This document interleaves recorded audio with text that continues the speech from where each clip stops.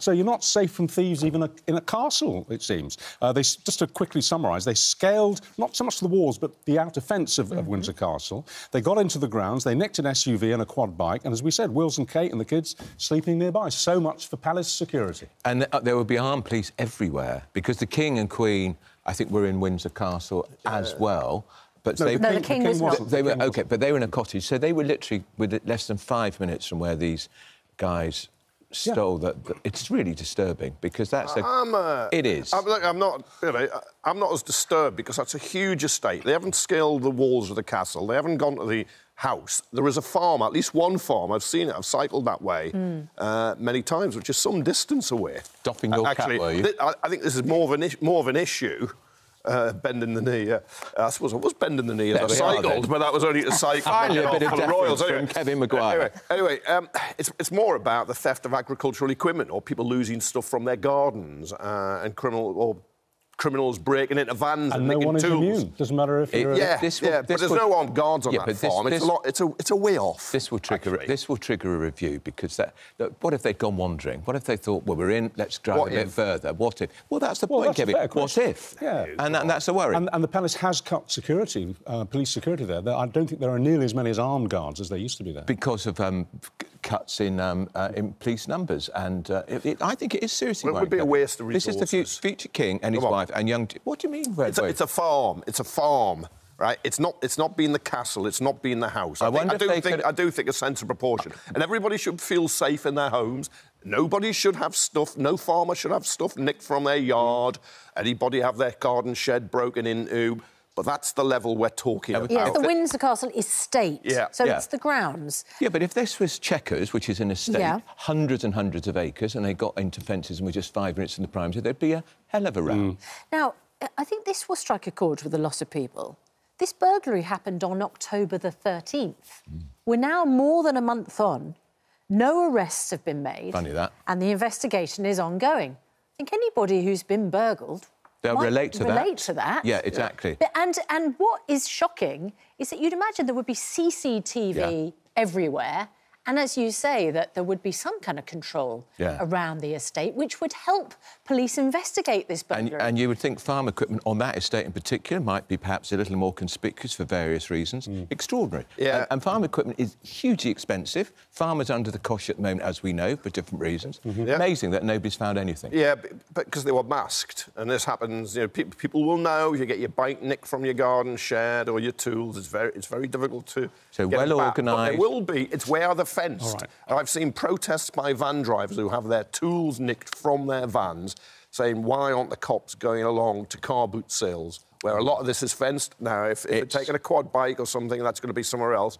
But there's a limited market for them. And in fact, you really don't go where the crime is. You go where this stuff is likely to be sold. I think what's most worrying, they must have been watching it, because otherwise, if you go over that fence, you're not to know whether armed police are going to be patrolling the perimeter at but they that point. You spotted a weakness. They won't patrol the farm. No, it's not the houses and it's not the castle. They will be patrolled. Kevin, they will be on that estate. But you just don't know. Look, OK, let's move on to a huge story that's broken overnight.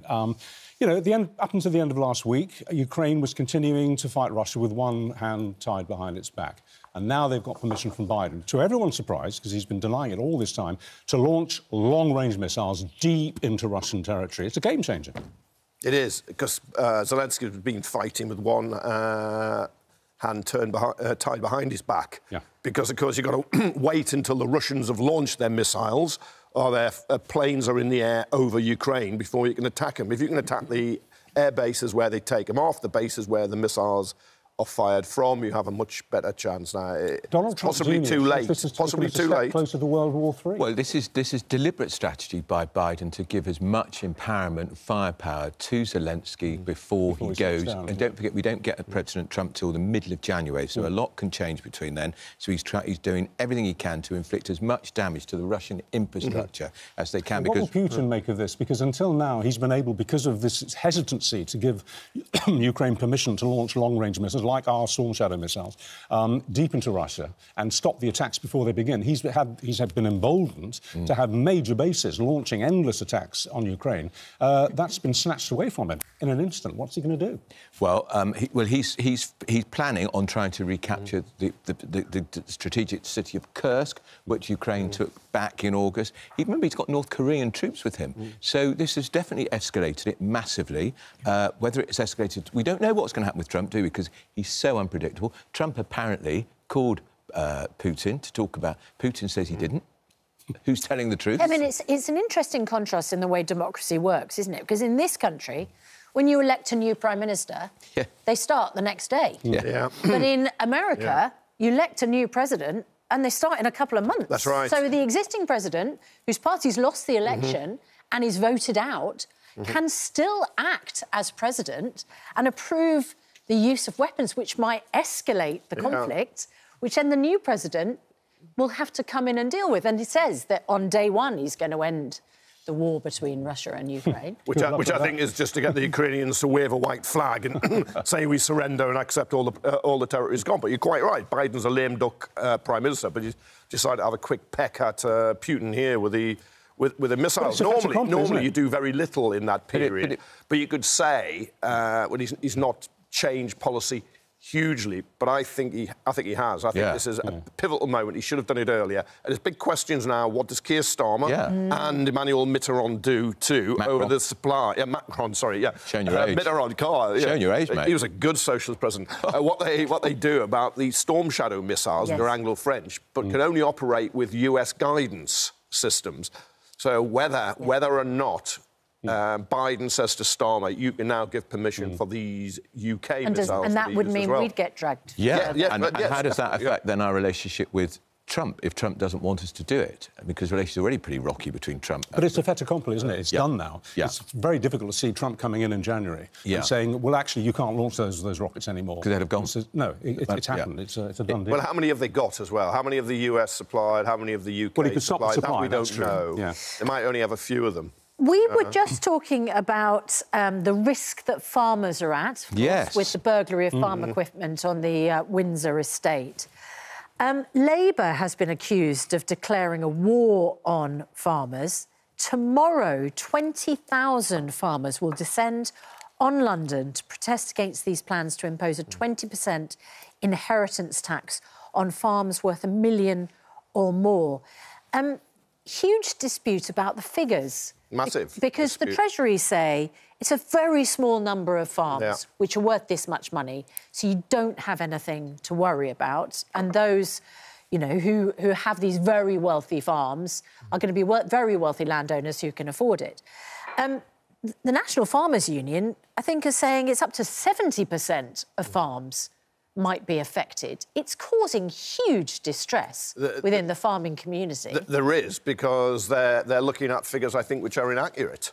And you can understand why some farmers are concerned, but this is really about the National Farmers Union say the Treasury figures are out of date. Of course they are. And that the figures that you should be looking at are from Department of the Environment, another government department, which show the average farm is worth $2.2 million, and 66% are worth more than $1 million. Well, in that case, the average farm would be covered. If there's a farmer who's married, so you know, farmer and the wife and a farmer, husband, wife.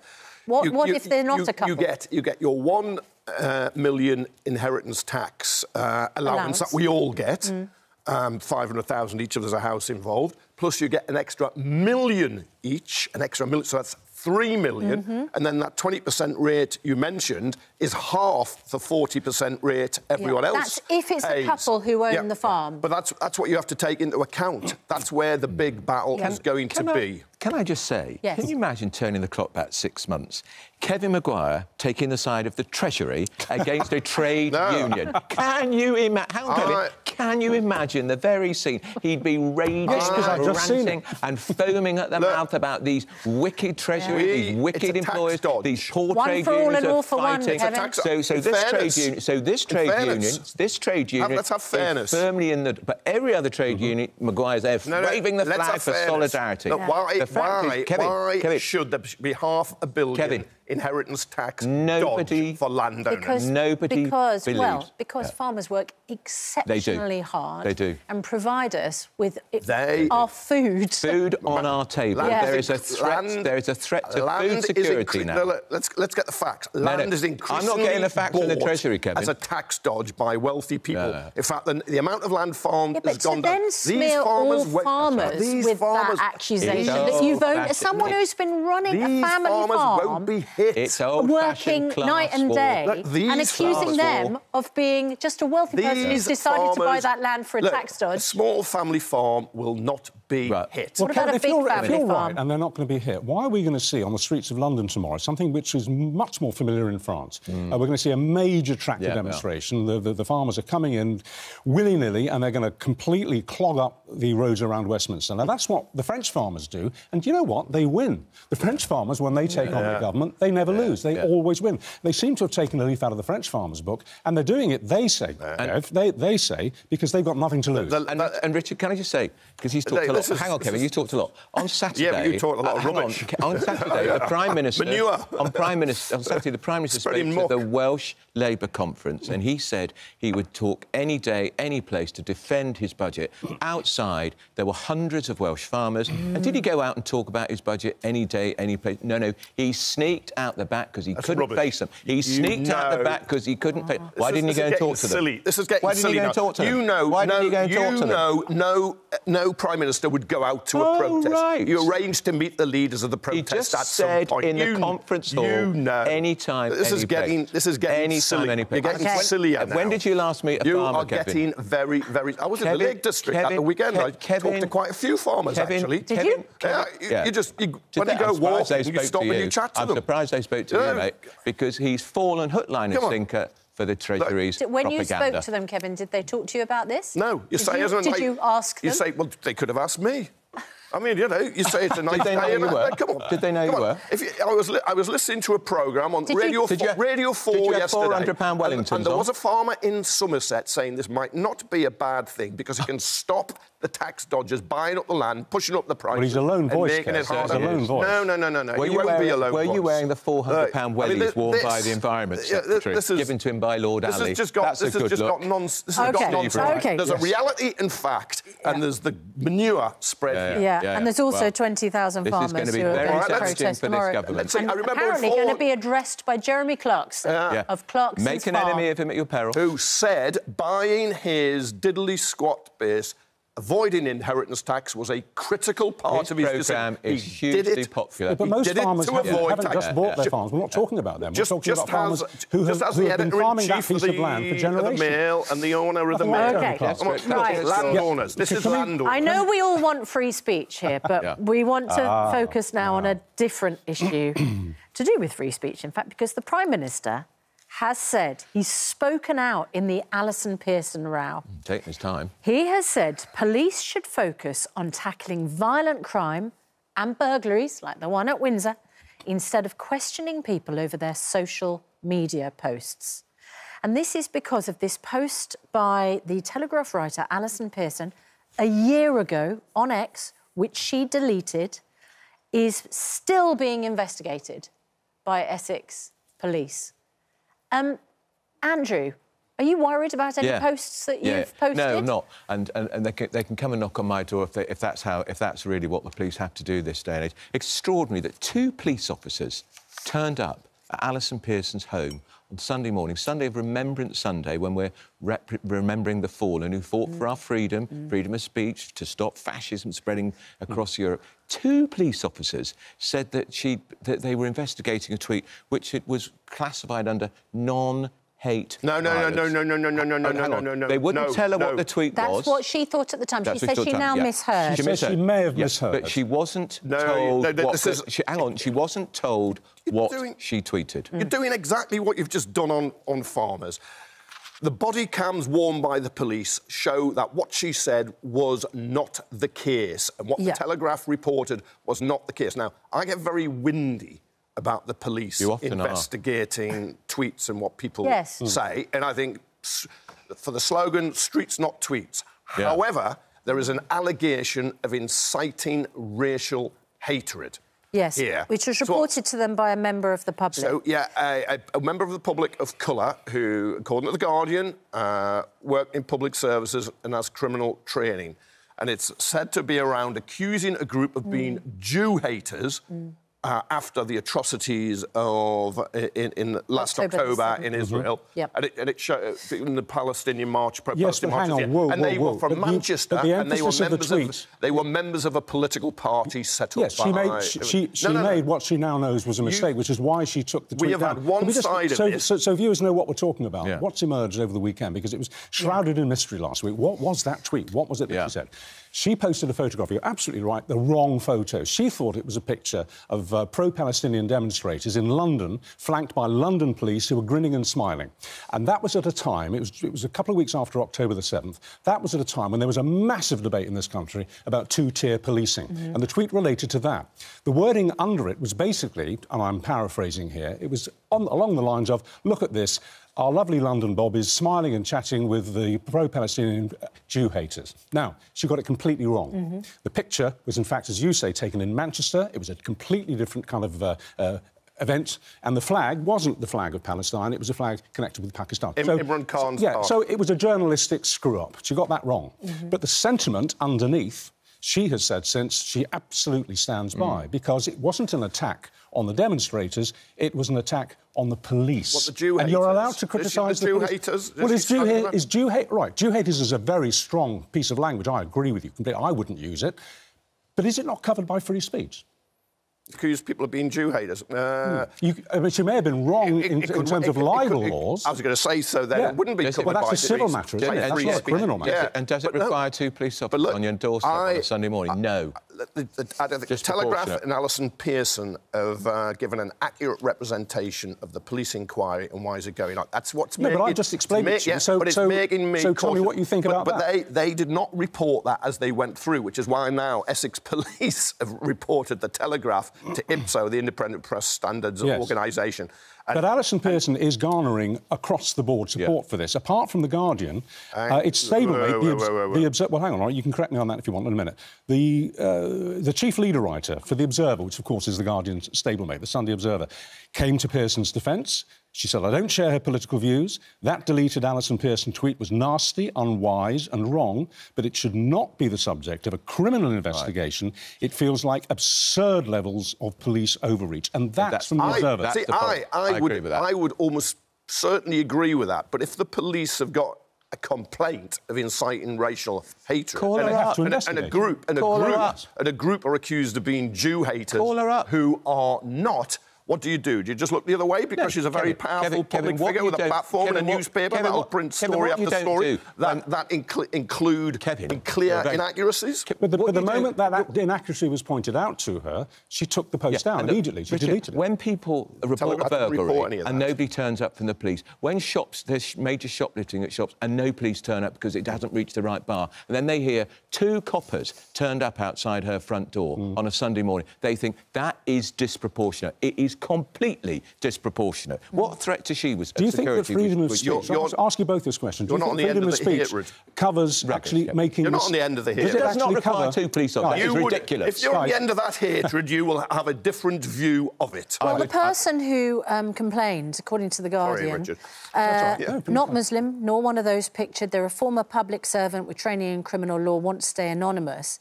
But fear reprisals, especially from far-right elements, told The Guardian the post was racist and inflammatory, which, of course, Alison Pearson completely denies. Each time an influential person makes negative comments about people of colour, I, as a person of colour, see an uptick in racist abuse towards me. And the days after that tweet are no different. The thing is that Keir Starmer specifically said... focus on violent crime and burglaries instead of questioning people over their social media posts. Yeah, if you get an uptick in racial abuse, you will feel that is akin to violence. So if people are threatening you in the street or you see an uptick in attacks. Remember when Boris Johnson mocked women who wear the veil? Was he called them, was it pillar boxes, post boxes? Yeah, something like that, yeah. There was a spike in incidents. I mean, the words have consequences.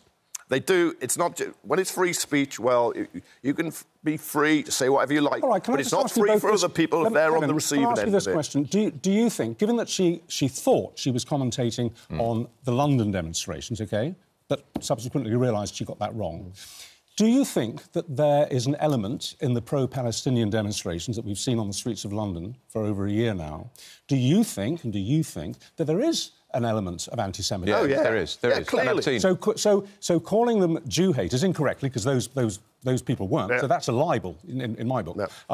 Calling them Jew haters, if it had applied to the London demonstrators, is not necessarily inaccurate. When you consider Orthodox Jewish people have been told to, advised by the police to stay away from central London when these marches go on, that is shameful. Look, but we had this with Suella Braverman when she was Home Secretary, as she called them hate marchers. And, of course, some people on those marches would be hate marchers, but everybody on those marches, were they hate marchers? No. And this is where you've got to be very careful what you say. Now, as I said, the police go around on these issues. I'm very...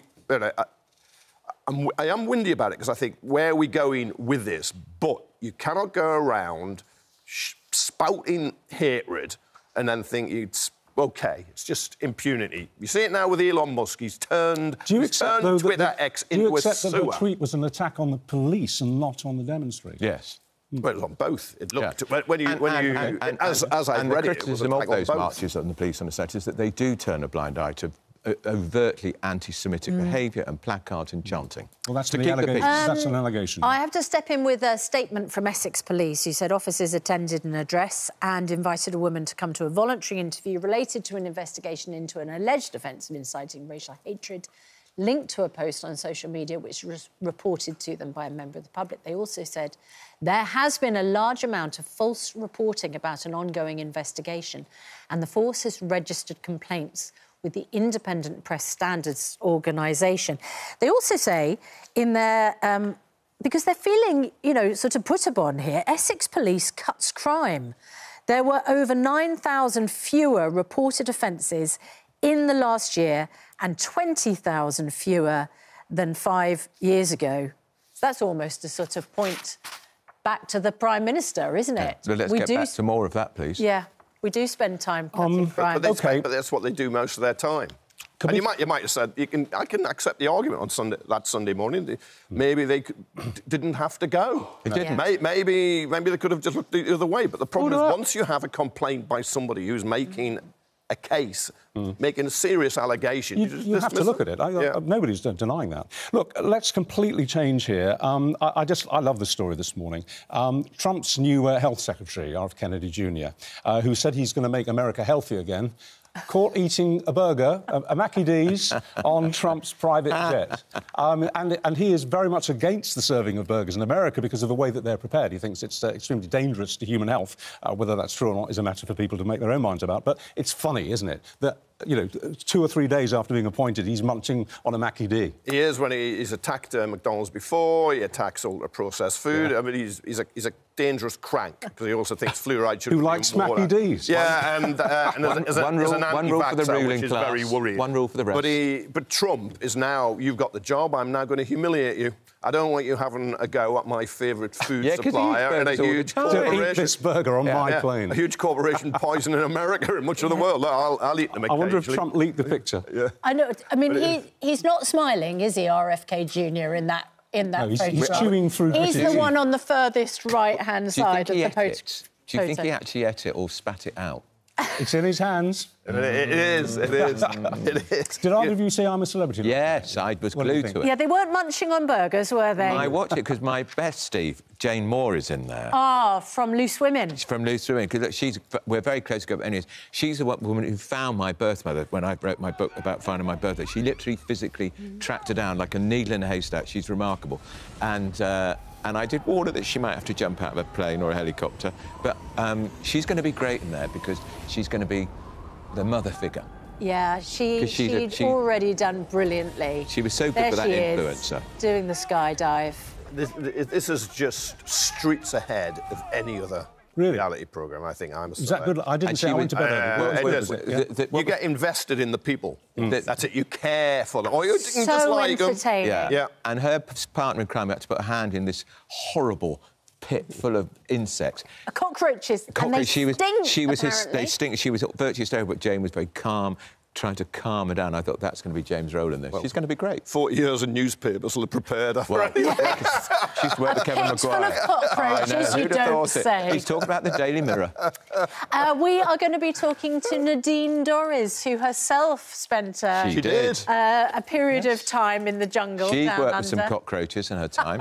Yeah, she's written about them in her new book, Downfall. So we're going to speak to Nadine Dorries in a couple of minutes. She makes the Palace of Westminster, where MPs hang out, sound like a kind of a Roman orgy in her book. It's passed me by, Richard, but I'm reading it with great interest. It's full on. I know. It's full on. I think it's eye-opening. It's worse We than should I make thought. clear, this is a factual book. It's not fiction. No, it's worse than or more interesting than I thought. If you prefer. Where do these MPs find the time? That's what I wonder.